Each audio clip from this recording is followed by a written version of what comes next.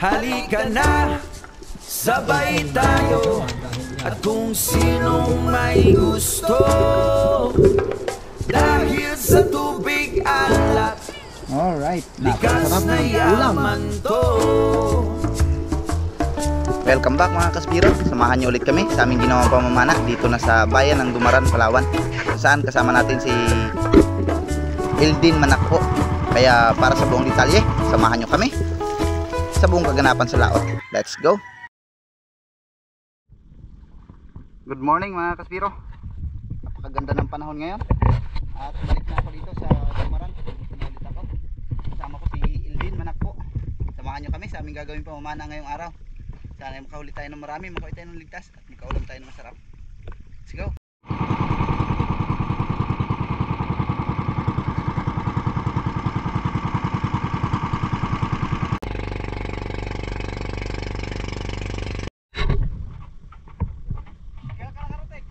Biyernes pa!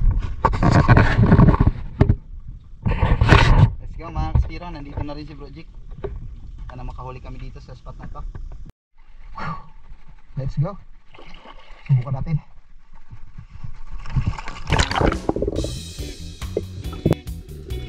Matapos kong makapag second shot ng nahuli ni Bro Jik na Giant King Mac, ito ay panibagong spot na kung saan sa pag-ambush ko dito mga kaspiro ay meron ako nakitang red bass. Kaya lang masyadong malayo ang distansya natin. At meron din ako napansin na isang Harlequin Sweet Lips na mas malaki kumpara sa red sea bass, kaya ito na yung aking pinili. Hindi na ako umabante pa sa bandang unahan mga kaspiro dahil pansin ko ayon sa kilos ng isdang ito ay may pagkailap. Kaya naman hinintay ko na siya na lang ang lumapit sa atin para hindi na maspok kung sakali na tayo ang lalapit sa kanya.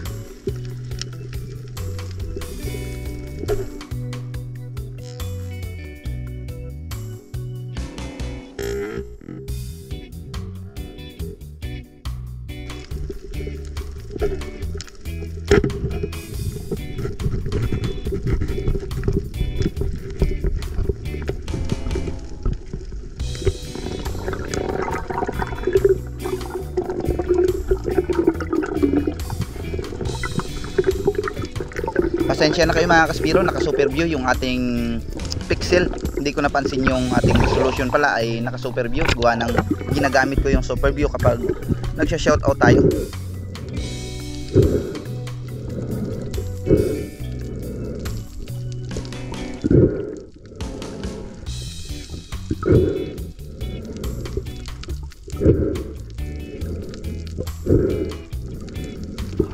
Hinihila ko pa lang yung isda, pansin ko na mayroong iba sa kanyang katawan. Kaya nung tiningnan ko, ito nga, mayroong daan ng pana.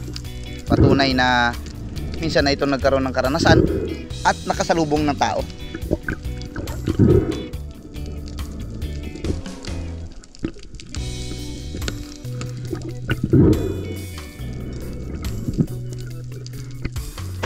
Medyo maganda lang yung pwesto natin kanina, pabor tayo dahil tapat tayo sa araw, kumbaga sa kanya ay against the light, kaya hindi niya tayo gaanong napapansin.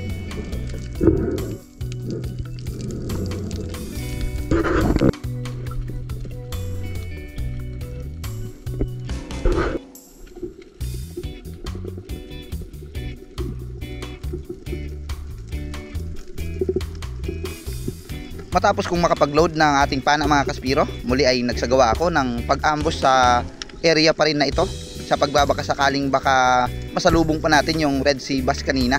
Pero mayroon ditong dalawang yellow dust trevally, hindi pa naman ganong kalakihan, kaya ang hangad ko sana ay madouble kill natin. Pero ang nangyari, wala tayong nahuli kahit isa.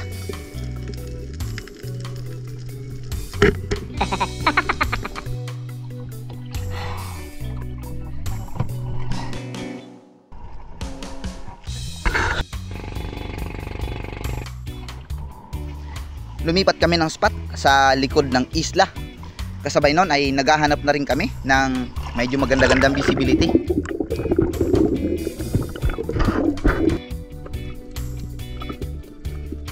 Tips lang mga kaspiro, pagka ang rock formation ay talagang napakagandang klase o may mga kuweba wag tayo sa panganto kaagad sumisid. Dito muna tayo sa mababaw, gapangin lang natin papunta doon sa panganto para hindi magugulat kung sakaling meron mang isda kagaya nito. Mayroong isang oriental sweet lips.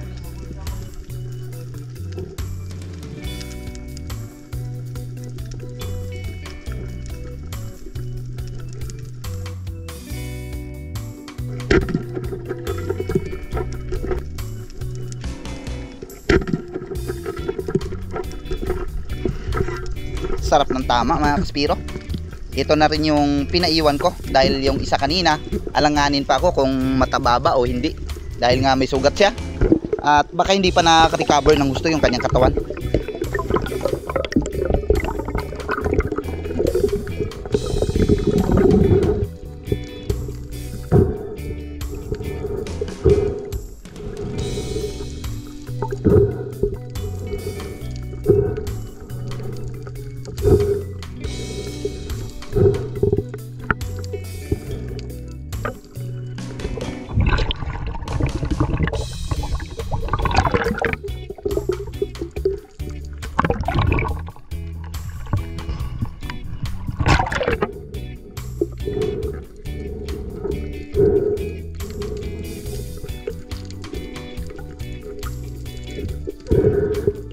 Hindi ko alam kung bakit dumalang na yung mga ganitong uri ng isda ngayon. Nung bago pa lang ako dito sa Dumaran na namamana, natatandaan ko pang meron ako nakikitang tag-4 o 3 piraso sa isang butas. Pero ngayon talagang napakahirap na humanap kahit isang piraso. Kung hindi pa tayo lalabas sa malayong area, hindi pa tayo makakita.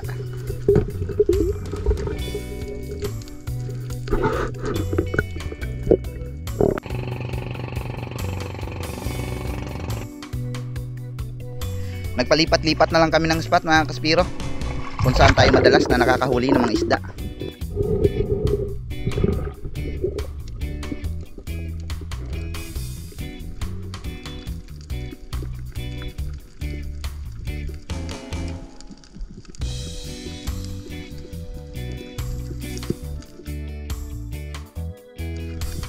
Sayang naman mga kaspiro, paakyat pa lang pala yung isang yellowtail trevally.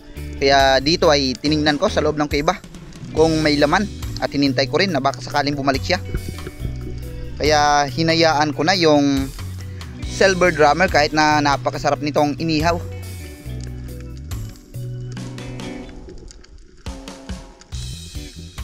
Kaya lang talagang hindi na bumalik, kaya umabante na lang ako sa unahan. Siguro talagang hindi pa napapanahon.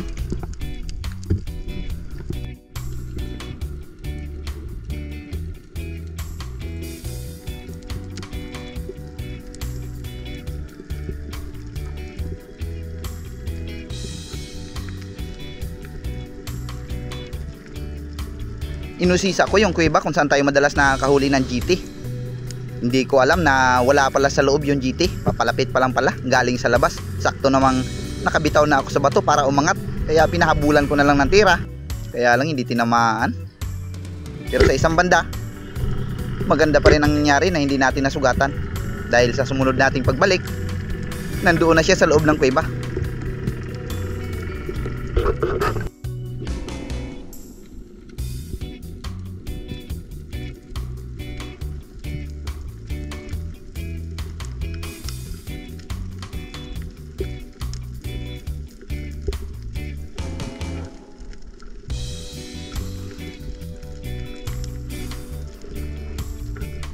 Nakita ko kaagad yung buntot niya, kaya inabangan ko na kaagad sa baba. Baka sakaling biglang lumabas ay nandoon na tayo, nakahanda na tayo para panain siya.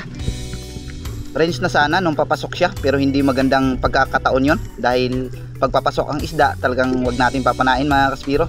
Malaki ang posibilidad na ipulupot niya sa loob at mahirapan tayo.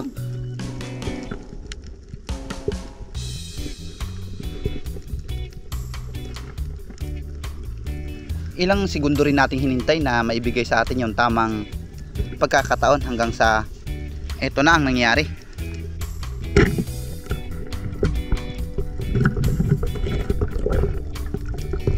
Dahil palabas yung direksyon niya nung pinana natin at eto nga ay tuluyan talaga siyang lumabas. Pero sa pagkakataong ito ay nagkaroon siya ng magandang timing, kaya naibalik niya doon sa kabilang butas at ipinulupot niya, kaya hindi natin mahila sa ibabaw. Wala tayong ibang choice kundi balikan natin sa ilalim. Tinali ko muna yung ating barrel para hindi mawala at tuluyan ko nang ni-retrieve.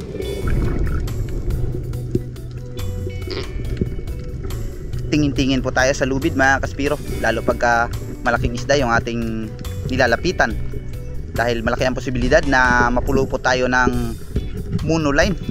Mahirap na, lalo pag wala tayong diving knife na dala sa ilalim.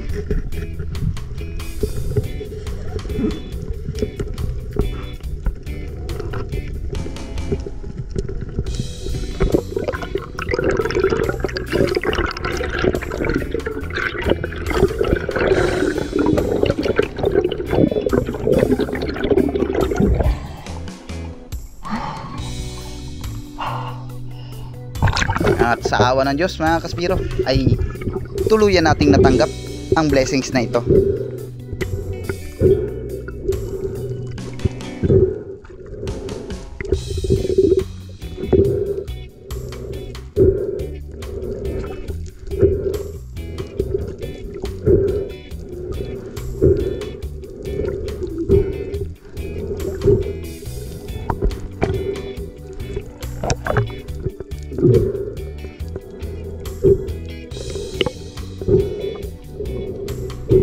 Ayos, may pambawi na tayo ng ating konsumo at mayroon pa tayong pang-ulam.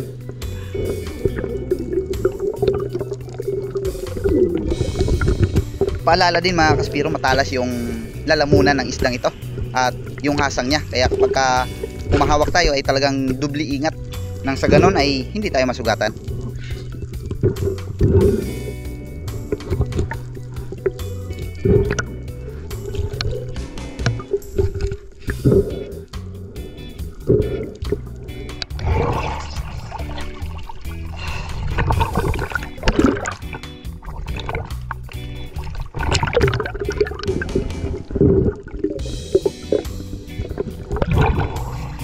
Para masigurado, ibinalik ko na sa bangka at naghanap na rin ako ng ibang spot, dahil ito lang naman yung spot dito na sinisisid ko.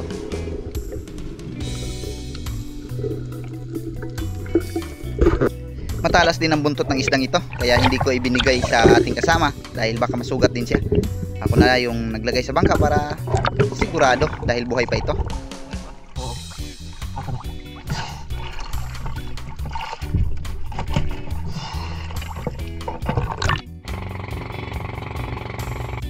Dive.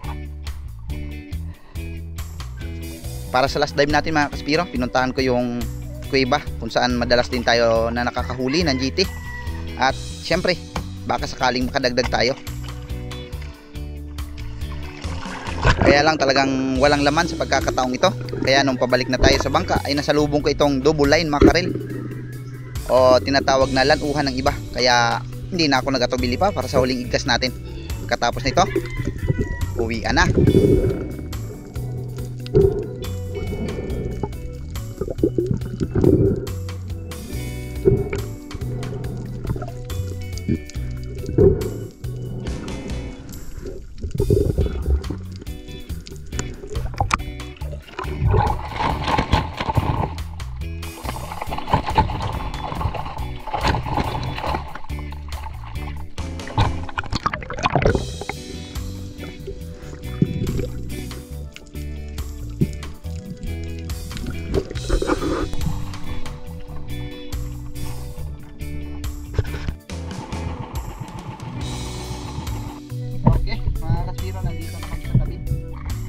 Pinalad sa araw na ito, pero ayos na rin kahit pa paano.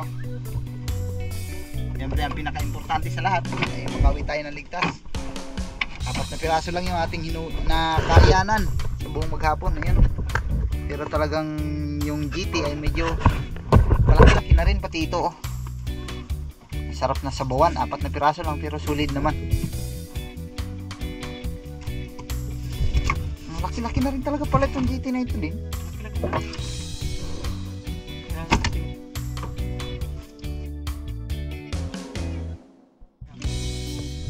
Ito masarap sabawan.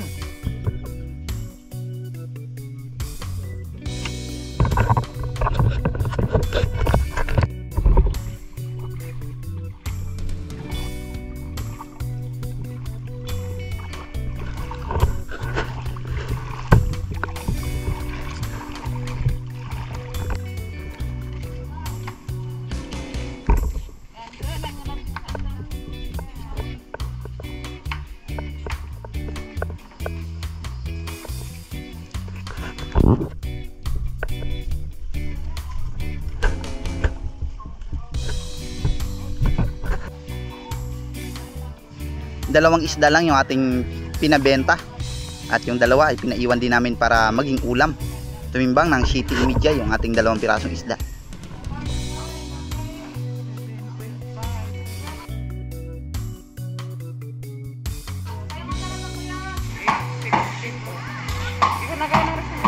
Salamat po.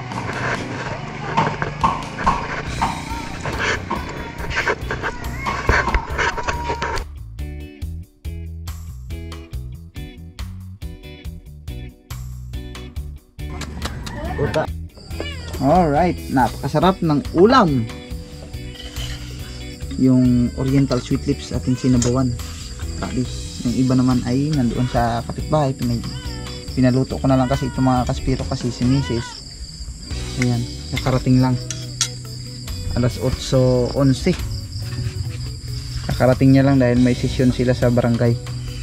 Kaya yung aking estudyante kakauwi lang din dahil nga nandoon din siya sa barangay. Let's eat. Tikman natin itong napakasarap na sabaw.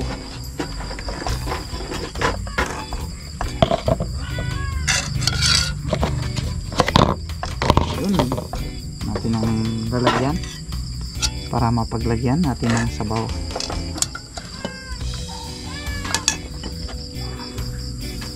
Dito na ako sa tabi bago ko nakita na yung ating GoPro pala yung ginagamit. Naka super view, nagdagan pa ng malabong visibility, kaya talagang hindi ko alam kung makikita pa ba yung isda. Yun o.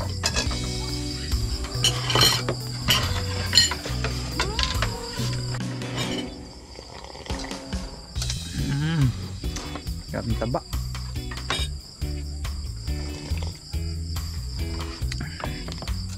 Halos hindi tumalab yung pang-asim sa sobrang taba ng isda.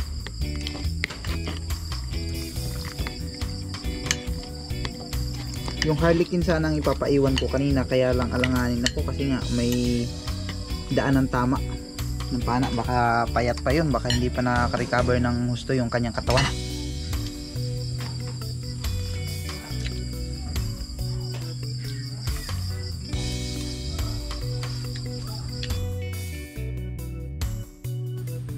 Yan, maraming salamat mga kaspiro sa patuloy na suporta. Kay Ma'am Dimple, maraming salamat po. Kaya lang yung ating GoPro ngayon ay medyo may diferensya dahil hindi nagcha-charge. Bibilihan ko na lang ng pang charge nya o yung battery box charging. Yan na lang ang bibilihin natin kasi ayos pa naman ang battery. Ganon din, maraming salamat din kay Rolly Sapanta, Romel Navarrete, Juanito Paren, Regine Pasco, maraming salamat po. Renato Di Solok and family ng Babatngon Leyte.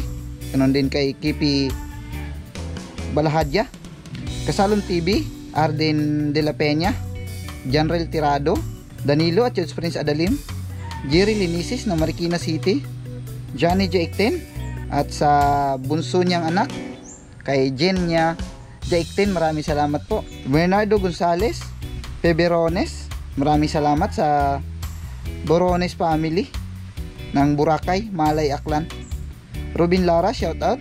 Juliet Nimer ng New Jersey, Rini Alisin ng Pasay City, Patrick Pahala, Frederick Mendoza, Ronnie Sumaya, Rico Gorpedo, shout out po. Kay Handmade Rubber Bushing, Edgardo Franco, Gloria Vidal, Redante Muñoz, Dario Ner, Arlon Pagal, Armando Saverdes, Louis Jace, at Espiron family ng Silay City, Negros Occidental, Cristina Alcones and family, Enrique Garciano, Mix Channel, Hanford Di San Jose, and San Jose family ng Kaluya Antique, AI Robio, Judel Melisa, Ira Antonio, Ronald Dimbudo, Edison Deson ng Concepcion Tarlac, Master Borit Adventure, Elna Chavez, Rebel Dogs, Abner Amoren